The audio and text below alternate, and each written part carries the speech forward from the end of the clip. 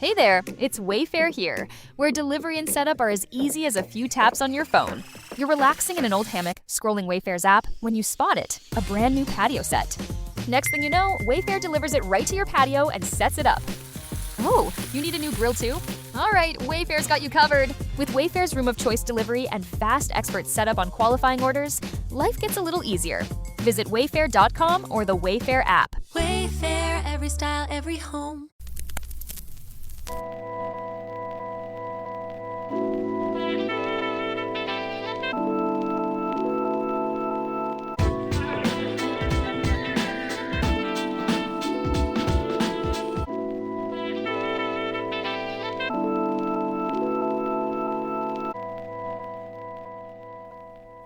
Welcome to the Black Tax.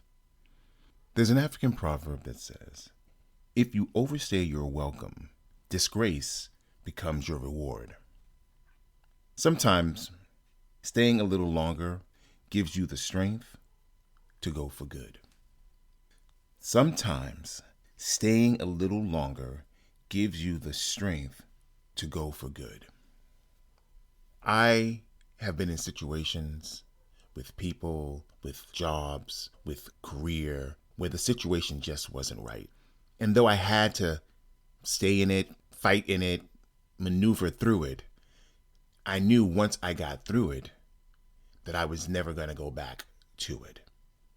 My experience in Atlanta when I was in law school was disgusting. I hated everything about it. I didn't like the city. I didn't like the people. I didn't like the fake and phony. I didn't like the Southern hospitality that made it feel like sunshine when it was dirt, mud, and shit being thrown in your face.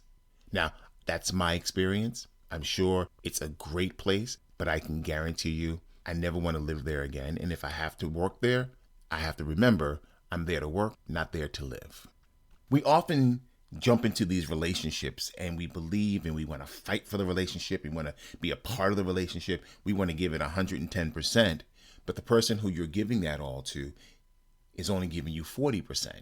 And you're making up the bulk of the weight that you have to carry. And sometimes carrying that weight just seems like, oh, eventually they'll turn around, or, oh, they'll realize how good of a person I am, or they will see the effort that I'm putting into this. Podcast a couple of weeks ago, I talked about, do people stay with you because of effort? Or because of who you are.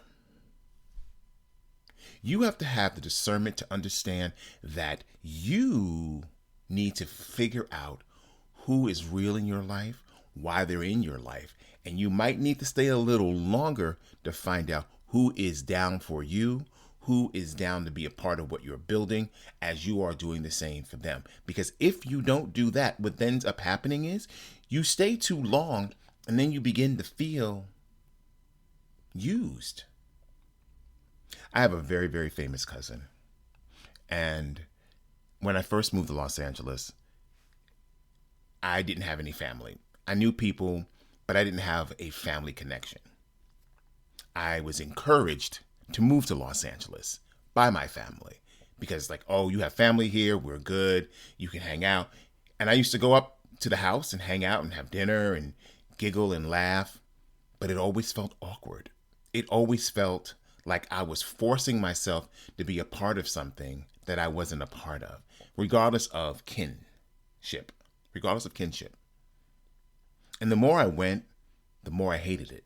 The more I felt groupie-ish because everybody was there trying to get their lick or trying to get next to the star or trying to be whatever they want to be. And I realized I have my own fucking credentials. I don't need to be a part of this. So I began to slowly pull back. I'm busy, I'm sick, I don't have a car, I'm in my career, I'm chasing this, I'm doing that. Sometimes I had to go because it was a family importance to go, but most of the time I avoided it until I didn't have to go at all, rather until I stopped going. That inkling, that overstaying welcome kept popping up each and every time I went up there. And I realized my uncomfortability wasn't because I didn't feel welcome, though there are times I didn't. It was my energy that kept pulling me out of that cesspool of stupidity, ignorant, gloating, braggadocious, all of it.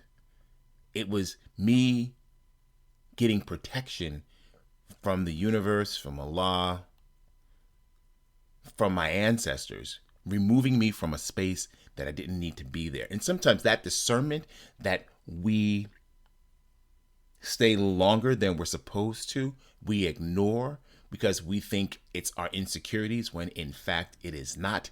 It is the message. It is the warning light. It is check the engine. It's time for you to get something fixed.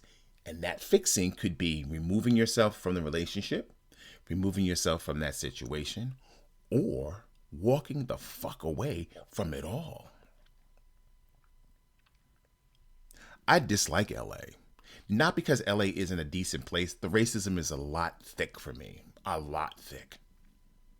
But the thing about LA that I figured out once I stepped away from it after being there for 15 years,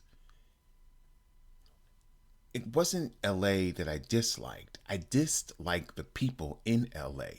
Because what I discovered is everybody is very much playing a part, the fake and the phony. And because I work in entertainment, the fake and phony is alive and well. And my energy was always off. And I couldn't figure out why was it always off.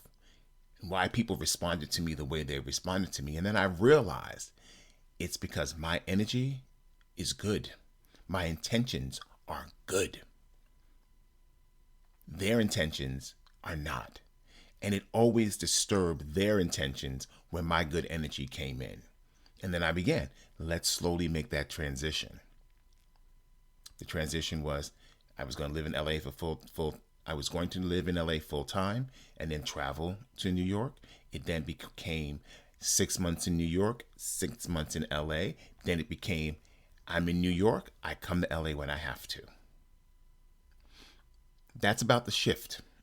There's a feeling I have, there's about another shift that's going to happen. And I'm welcome to that shift and that energy that is coming towards me. And wherever my career creatively takes me, I'm comfortable with doing that because I'm on the trajectory of where I want to go. I know when not to overstay. I know when to go. I know when to leave. And whence, a little British there. And once I get that in my head, there's no changing it. You have to get to the same point. You have to get to that place where you don't doubt what you're feeling because you think if you doubt it, if you allow the doubt to seep in, the doubt that you are feeling, you feel that if it seeps in, that you'll miss something. Maybe, just maybe. Being in that space and the doubt is trying to remove you from the harm that potentially can come to you. My peace is unbelievably amazing. I am grateful for the peace. I am grateful for removing myself from an environment that I love to find a space of peace, but can continue doing the things that I want to do. It makes sense why so many celebrities, allegedly, move out of Los Angeles and move into places that they know that they're comfortable in. And when they have to go to work, they go to work. They can be there for 6, 8, 10 weeks. Once the work is over, they're back home, back in their comfort, back in the space where they feel alive at. LA can make you feel very dead. So can New York, or so any major city. But you have to find hopes, the pops of hope and happiness. And sometimes that is removing yourself from an environment after you've taken the time to make sure this is the right move. Don't let doubt keep you someplace. Let the time staying to make sure give you the incentive to make the correct and right decision. So I want you to think about your current space. Who's in it? Where you are? And ask yourself, why am I here? What purpose does being here serve me? Am I holding on to the opportunity because I think if I leave, I'll miss it? Or do I stay and put up with the minutia? It is taking the time to stay a little longer that gives you the strength to go or fight to stay. But when you fight to stay, make sure that it's equally worth your time, not a vanity project. You are the center of your universe. You are the reason the world spins in your universe. And if you allow other people to spin you, you will never find peace or the strength to develop the good that's inside of you. Stay woke. We out.